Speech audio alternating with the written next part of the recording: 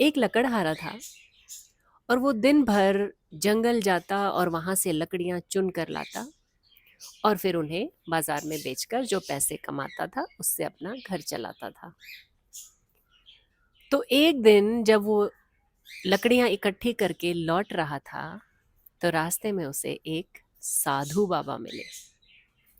सामने से साधु बाबा को आते देखकर वो उनके लिए रास्ता छोड़ देता है और जैसे ही साधु बाबा उसके पास से निकलते हैं वो उसे कहते हैं, बालक अपना ये गट्ठर नीचे फेंक दे।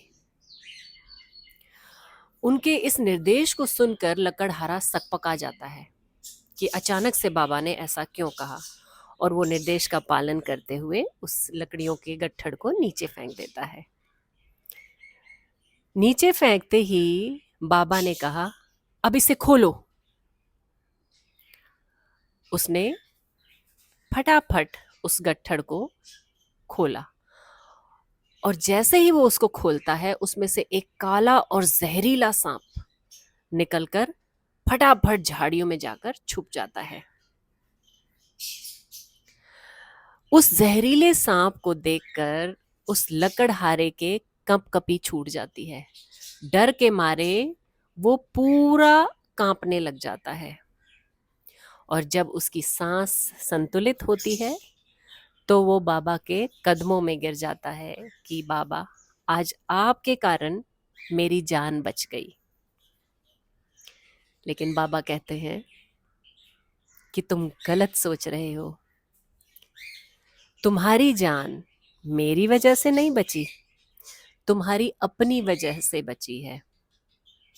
और वो टुकुर टुकुर बाबा की तरफ देख रहा था कि मेरी जान मेरी वजह से कैसे बची। तो बाबा ने उससे कहा, याद करो, आज तुमने जरूर कोई अच्छा काम किया होगा। तो लकड़हारा कहता है, बाबा मैं लकड़ियां काटने में इतना व्यस्त रहता हूं कि मेरे पास अच्छा काम करने का वक्त ही नहीं होता। तो साधु बाबा कहते हैं, जरा ध्यान से सोचो, गौर करो, तुमने जरूर कुछ अच्छा काम किया होगा। तो बाबा के बार बार समझाने पर जब वो अपने दिमाग पर जोर डालता है तो उसे ध्यान आता है कि हाँ, आज दोपहर को जब वो खाना खाने बैठा था तो एक गरीब भूखा आदमी उसके पास आता है जो उसे कुछ खाने को मांगता है और वो अपनी 2 रोटी में से एक रोटी उस भूखे आदमी के साथ बांटता है। वो कहता है, बाबा बस मैंने तो आज यही एक काम किया था और तो मुझे याद नहीं आता कि मैंने कोई अच्छा काम किया था।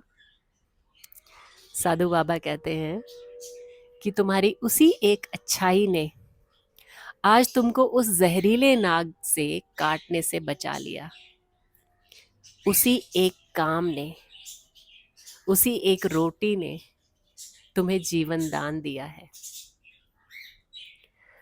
तो ये कहानी हमें सिखाती है कि हमें अच्छे कर्म, अच्छे काम करते रहना चाहिए।